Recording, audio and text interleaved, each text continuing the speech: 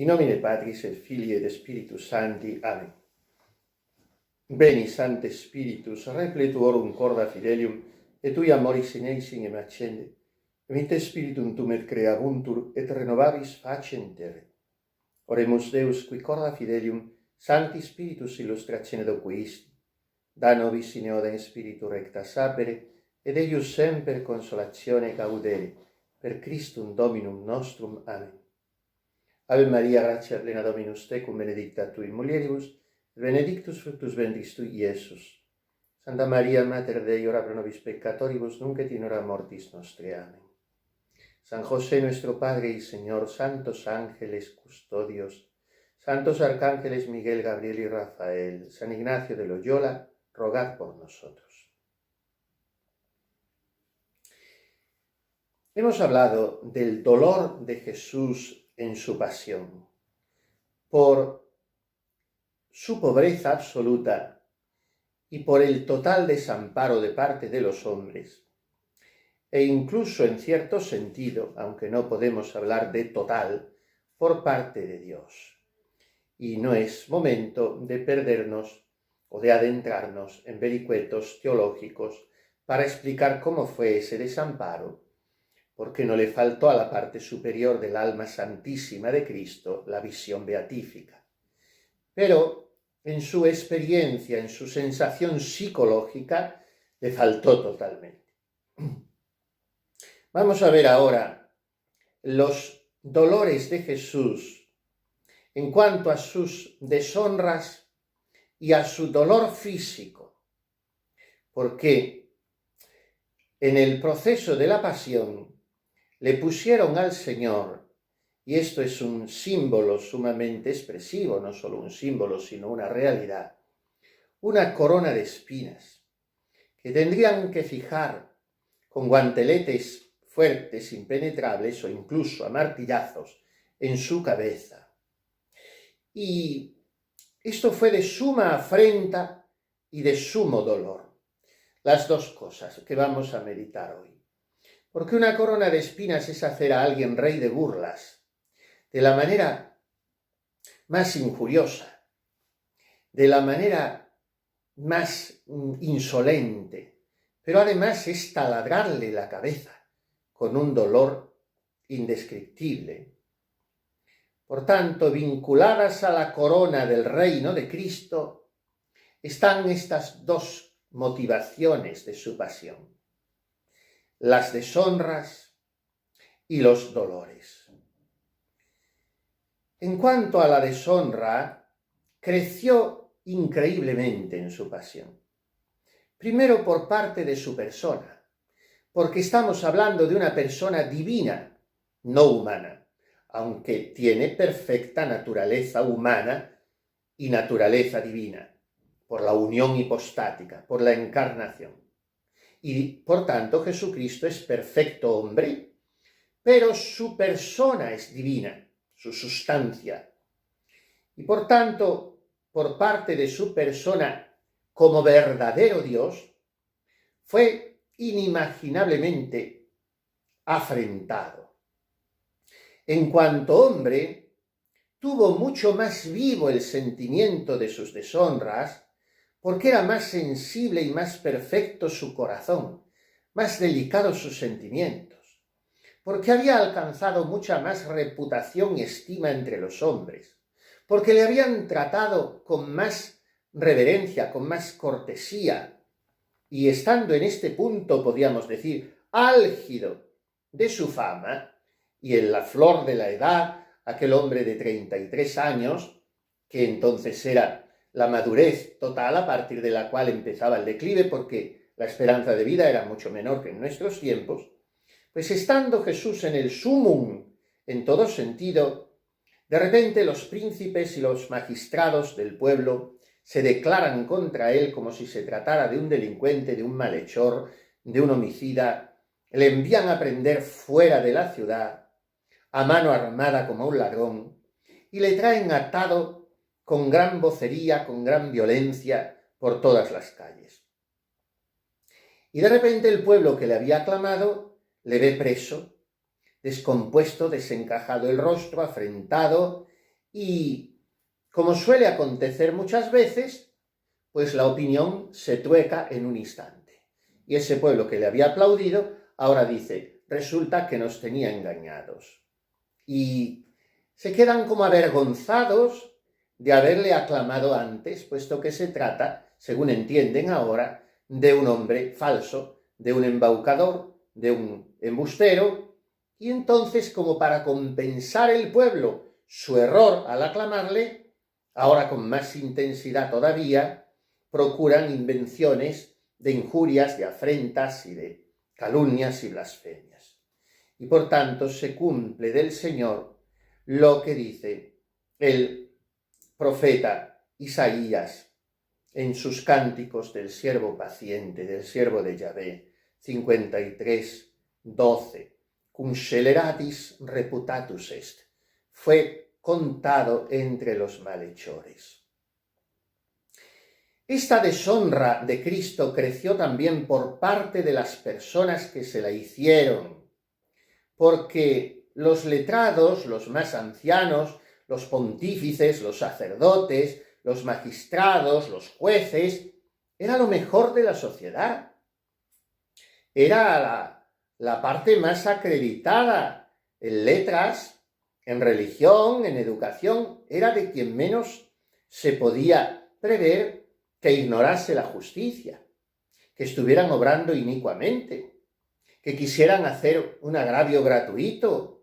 Pues bien, precisamente estos, fueron los que después de mucho acuerdo, de mucho estudio e industria y maquinaciones, habiendo examinado bien la causa en concilios y cónclaves secretos, declaran a Jesús blasfemo, alborotador y digno de muerte. Y hacen que todo el pueblo pida esa muerte al presidente, o sea, a Pilato.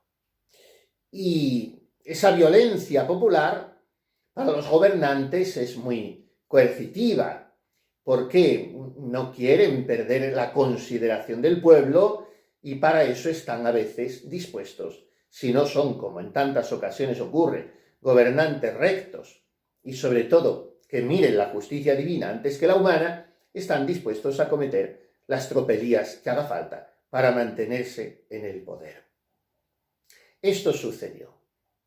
Y a toda esta caterva se unieron, claro, los soldados, que eran gentiles, por tanto sin Dios, eran paganos, y los verdugos, que eran, pues lo que hoy diríamos gentuza, que se tomaba del arroyo y se les pagaba 2 monedas para que se dedicaran a azotar o a despedazar a los pobres presos o ajusticiados, haciendo un triste, siniestro papel de carniceros, de matarifes. De manera que todos pusieron en él las manos y la lengua, sin ninguna vergüenza ni cortesía. Y en cuanto a sus discípulos ya hemos dicho, uno le vendió, otro en su presencia le negó, los demás huyeron. Sumemos todo esto en el corazón tan sensible, por tan perfecto, de un hombre como Jesús. Y la deshonra creció también por parte de los delitos de que le acusaron, porque eran delitos gravísimos, de lo peor que se podía acusar a nadie entre los judíos, o sea, de blasfemo, pero de una blasfemia escalofriante, de haberse hecho igual a Dios. En segundo lugar, los sacerdotes usaron arteramente también la especie de que Jesús se había hecho traidor a los reyes, o sea, les usurpaba su título y había dicho que no había que pagar impuestos ni tributos, lo cual era todo falso. Se trataba, pues, y así se dieron maña para presentarlo ante el pueblo, de un hombre embustero y alborotador, que traía al pueblo levantado e inquieto, que además se había hecho escuela, que era lo peor, y mediante esa escuela enseñaba una doctrina nueva y perniciosa, por tierra, por aldeas, por ciudades, sin domicilio señalado, por lo cual no había parte de Palestina que quedase inmune a su perniciosa influencia. Era además un hechicero, un encantador, que con milagros falsos y aparentes, obra de brujería, hechos con ayuda del demonio, tenía a la gente embelesada. Había hablado incluso de destruir el templo, de volverlo a levantar en 3 días sin manos, con fuerza de encantamientos. En fin, todos estos embelecos se sumaban a los crímenes gravísimos y odiosos que había hecho aquel hombre. Y en pocas horas aquello fue sustanciado, porque lo desmenuzaron los letrados y sacerdotes, lo presentaron al presidente Pilato y al rey Herodes, y Jesús callaba.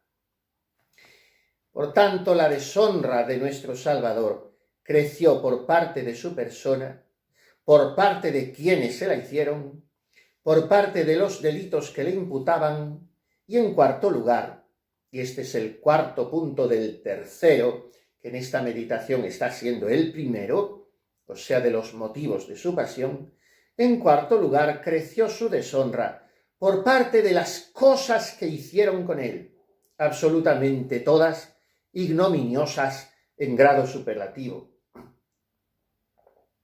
En primer lugar, le prendieron de noche, en el campo, fuera de la ciudad, con alboroto. Le llevaron por las calles atado. Examinaron su causa con violencia y precipitación. Uno de los criados del pontífice, seguramente con la mano enguantada, le dio un bofetón y le injuriaron de palabra. Los que aquella noche le guardaban en el calabozo gastaron toda la noche en su deshonra, le cubrían los ojos, le escupían en el rostro. Dándole bofetadas y pescozones se reían, se mofaban de él, como profeta falso y mentiroso. Y así le llevaron por las calles de unos tribunales en otros, a voces, a empujones. Herodes, para burlarse, le vistió con una túnica dorada brillante de loco. Pilato le desnudó en su pretorio para azotarle como a un ladrón. La flagelación podía llegar a producir la muerte.